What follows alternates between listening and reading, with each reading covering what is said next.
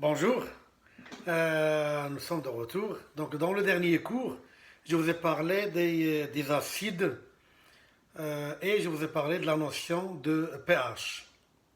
Aujourd'hui, on va essayer de parler de la force des acides. Donc, les acides, ils ont des forces différentes. Il y a des acides plus forts, il y a des acides faibles, et il y a bien évidemment entre eux des acides qui sont moyennement forts. J'aimerais juste ouvrir une parenthèse dans le dernier cours, dans le menu, le PowerPoint que je vous ai montré. Il y a dans la première ligne dans le menu, il y a brûlure de l'estomac. Mais malheureusement, en cours de route, je n'ai pas parlé de ce sujet. Alors j'aimerais aujourd'hui ouvrir une parenthèse, vous parler de c'est quoi brûlure de l'estomac et c'est quoi sa relation avec les acides. Alors, en général, l'être humain, et comme on dit, il est programmé tel que, comme exemple, par exemple, toi tu es habitué à manger à 12h30. Donc quand 12h30 s'approche, tu commences à avoir faim. Le cerveau, lui, pour se préparer avant, qu'est-ce qu'il fait?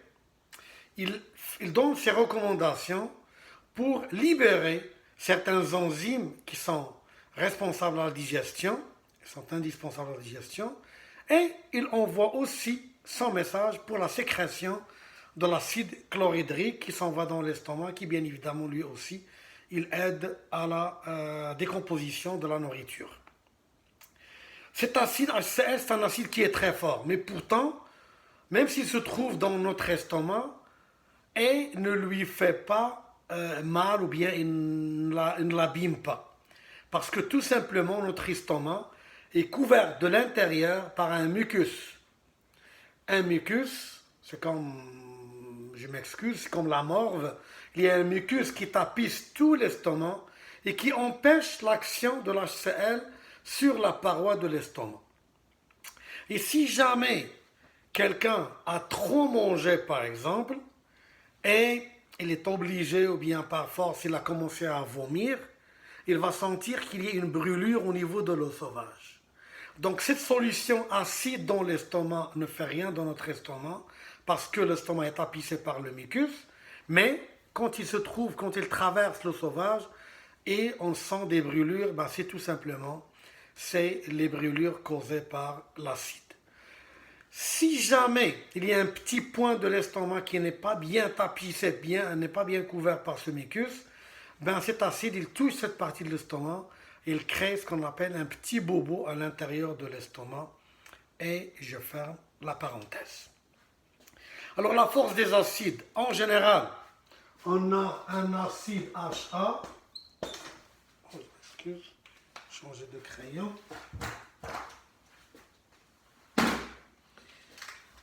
Un acide HA, il va se décomposer, bien évidemment, à que en H+, à que plus, à moins, à que. Ça, c'est dans le cas général. Donc, si vous voyez que la décomposition de l'acide, il est double sens, c'est-à-dire la réaction se fait dans les deux sens, le sens 1 et le sens 2. Si jamais la décomposition et le sens 1 de la réaction est favorisé, c'est-à-dire on a comme ça, c'est-à-dire le sens 1 c'est une grande flèche, le sens 2 est une petite flèche, l'acide est fort. Si le sens 2 qui est favorisé, l'acide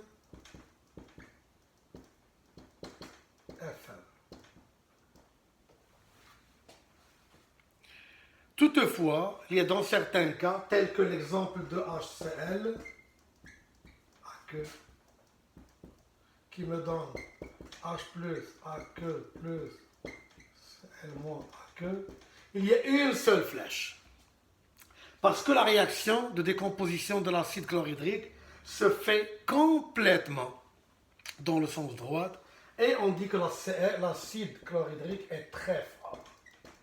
C'est un acide qui est très fort. La même chose pour les bases. Si je prends NaOH AQ, ça me donne Na plus AQ plus Cl moins AQ. Vous voyez que la réaction se fait dans un seul sens. La réaction, en réalité, il y a toujours le sens contraire, mais elle est très faible. Alors, la réaction, on dit que la base NaOH est une base qui est très forte. La base est très forte. Il y a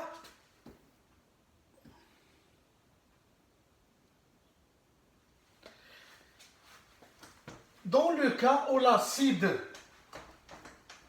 est faible et il y a un équilibre, donc HA AQ qui donne et redonne HA plus AQ plus A moins AQ. Une fois il y a un équilibre qui se rétablit, il y a une constante d'équilibre.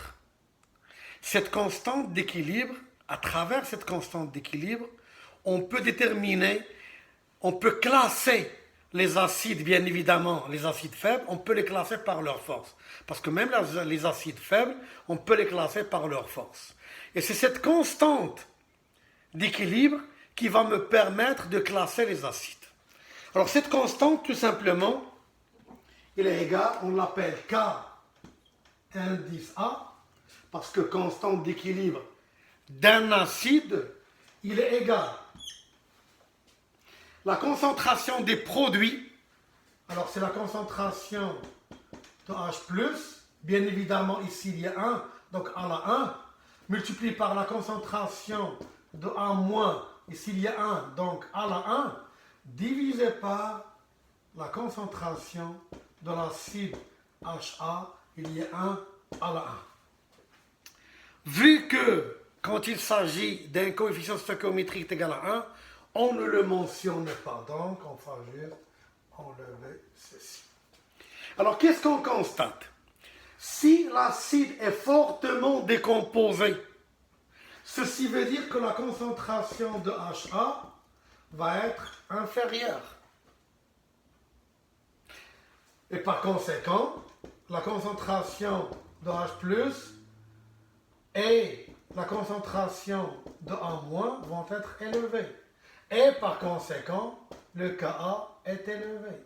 Et par conséquent, l'acide est fort. Donc, vous voyez la relation entre Ka et la force de l'acide. Comment, mathématiquement parlant, comment on peut représenter cette constante d'équilibre en fonction d'une équation mathématique? Alors on dit à t égale à 0, c'est-à-dire à t, le temps initial, au moment où j'ai mis juste l'acide, et la réaction n'a pas encore commencé. J'avais C0 ici, j'avais 0 mol par litre ici, 0 mol par litre ici. Ça, c'est des moles par litre. C'est une concentration. À l'équilibre, quand je fais ça, c'est l'équilibre. J'ai C0 moins X, parce que j'ai une mole ici qui réagit pour me donner une mole, une mole. Et ici, il va y avoir une apparition de X, X. Et la constante, Ka, serait égale à X carré sur C0 moins X. Bien évidemment, si X est très élevé, c'est-à-dire que la quantité décomposée est grande, donc C0 moins X tend vers 0, et X carré, bien évidemment, va être très grand, donc le Ka est grand, donc acide fort. Donc maintenant, au niveau mathématique, on a essayé de démontrer aussi la relation entre la constante d'équilibre et la force d'un acide. Si je dis que le Ka est égal à X carré sur C0 moins X, alors je peux déterminer une autre variable, ce qu'on appelle le pKa. Et on se rappelle que quand on dit pH, donc c'est moins logarithme de H+. POH, c'est moins logarithme de OH moins. Maintenant, pKa, c'est moins logarithme décimal de la constante Ka. Si je prends le cas d'une base, alors le cas d'une base, ça serait la même chose. Si je prends le cas, je m'excuse, mon tableau est petit, c'est pour cela que je suis obligé à chaque fois d'effacer. Si je prends le cas d'une base, en milieu à queue, alors on va lui ajouter H2O par exemple, bien tu lui ajoutes juste H+, il va me donner BH parce que le lot va libérer le H+, plus OH-, le tout à queue, ben le KB va être égal à la concentration de OH- fois la concentration de BH divisé par la concentration de B. La concentration de l'eau, on ne la met pas parce que le solvant, sa concentration est comme, on la considère comme infinie. C'est une constante, donc on la rentre ici. On l'a déjà démontré dans l'autre fois.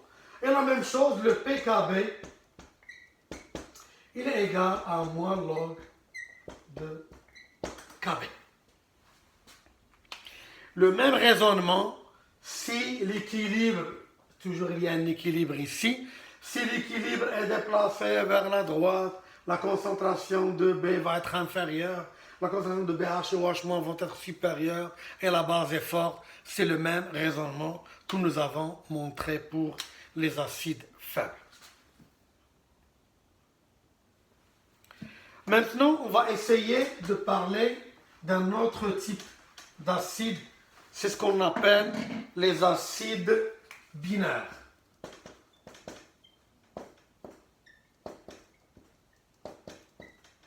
Les acides binaires. Les acides binaires sont des acides où il y a un hydrogène lié à un atome. Donc H relié à un atome Y. Alors en réalité, donc si je prends l'hydrogène, il a un électron de valence. Si je prends l'atome Y, bien évidemment il a plusieurs couches, mais à la fin il apporte un électron à la liaison. Et donc ces deux électrons qui forment la liaison HY, je peux les schématiser ici. Bien évidemment, ces deux électrons ne se trouvent pas au milieu.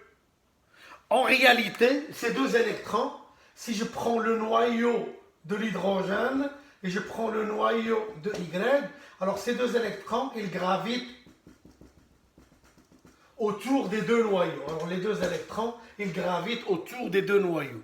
Sauf que la probabilité de présence de ces deux électrons autour du noyau d'hydrogène ou bien autour du noyau de Y dépend de l'électronégativité de Y. Dans notre premier cours, si vous vous rappelez, vous pouvez retourner à la vidéo, on a déjà parlé, c'est quoi l'électronégativité? C'est la force d'un noyau d'attirer le doublet électronique de la liaison vers lui. Alors, si jamais on suppose que Y est très électronégatif, tel que le fluor, le fluor, si je remplace Y par le fluor, alors l'électronégativité est trop déplacée, on la schématise par une flèche et avec un trait près de l'hydrogène, parce que le fluor est très électronégatif, le fluor attire les électrons davantage vers lui. Schématiquement parlant, alors, ici on reçoit une petite probabilité, on voit comme ça. Donc si tu vois la probabilité de présence des deux électrons autour du noyau de l'hydrogène, du fluor est très grande. Et la probabilité des deux électrons de tourner, de graviter autour du noyau de l'hydrogène est très petite. Donc le fluor assure comme une absorption des électrons. En réalité, l'hydrogène, il va se trouver appauvri de son électron, ou bien du double électronique de la liaison. Normalement, logiquement, il est facile de partir. Et s'il est facile de partir, l'acide est faible.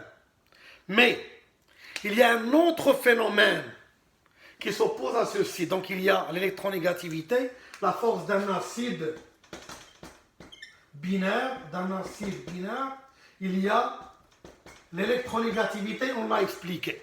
Si l'atome relié à H est très électronégatif, normalement il doit augmenter la force de l'acide. Le deuxième phénomène, c'est la force électrostatique. La force électrostatique entre les deux noyaux, ou bien entre les deux atomes. Cette force, à quoi est égale? Il est égal à la charge du noyau du fluor multiplié par la charge du noyau de l'hydrogène divisé par FH, le rayon, divisé par le rayon au carré. Alors nous, on sait que le fluor se trouve en haut, à droite du tableau périodique. Donc sa charge n'est pas tellement grande. Donc la charge QF n'est pas grande. Mais la distance, le rayon est tellement petit parce que le fluor, il a deux niveaux d'énergie. Donc la distance, si je prends le noyau du fluor et le noyau d'hydrogène, cette distance FH est très faible. Avec un carré, donc si le rayon est très faible, avec un carré, la force est très grande. Donc la force qui attire, qui approche l'hydrogène et le fluor est tellement grande. Donc il s'oppose à cette force. Donc il s'oppose à l'électronégativité. Et malheureusement, la force électrostatique l'emporte sur l'électronégativité. Donc malgré que le fluor est l'élément le plus électronégatif, mais vu que son rayon est petit, le rayon, la distance entre le noyau de fluor et le noyau de l'hydrogène est petit, la force qui les attire est très grande. Par conséquent, l'hydrogène est fortement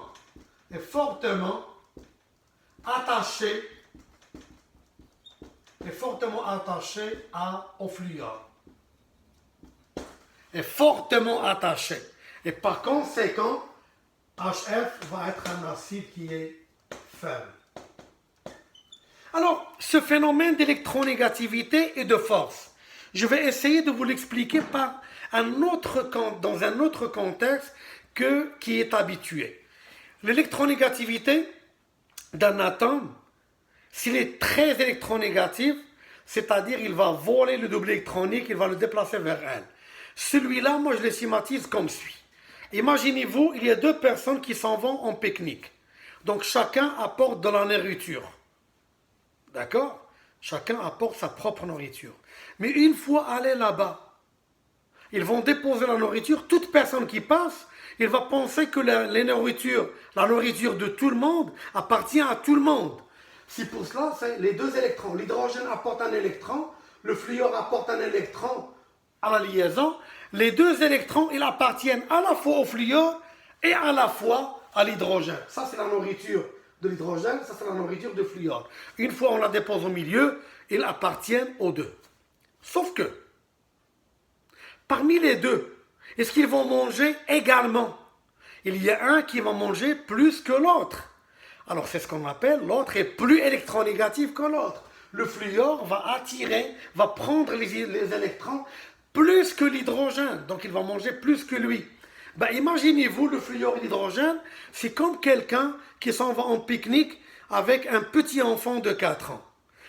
Certainement, un adulte de 18 ans qui va aller en pique-nique avec un enfant de 4 ans, il va manger plus que lui. Ça, c'est l'électronégativité.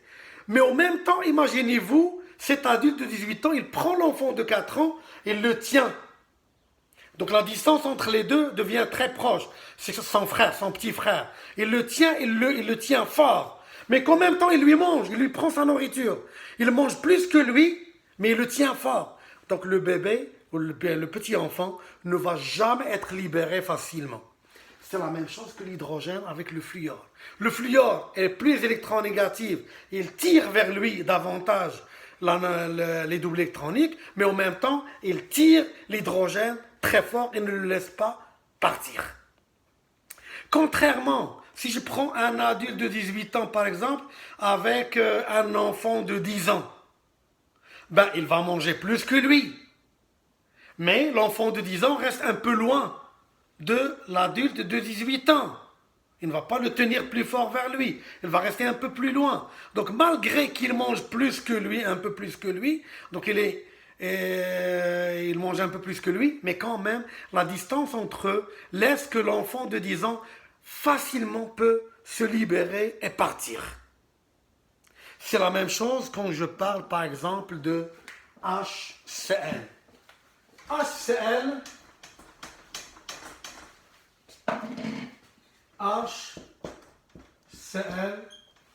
Cl, le chlore est moins électronégatif que le fluor. Donc si le fluor attire les électrons jusqu'à ce niveau, le chlore va les attirer jusqu'à ce niveau. Il ne va pas les attirer fortement. Mais la distance entre le chlore et l'hydrogène est tellement grande. Ou bien je vais laisser le chlore ici, je vais éloigner l'hydrogène.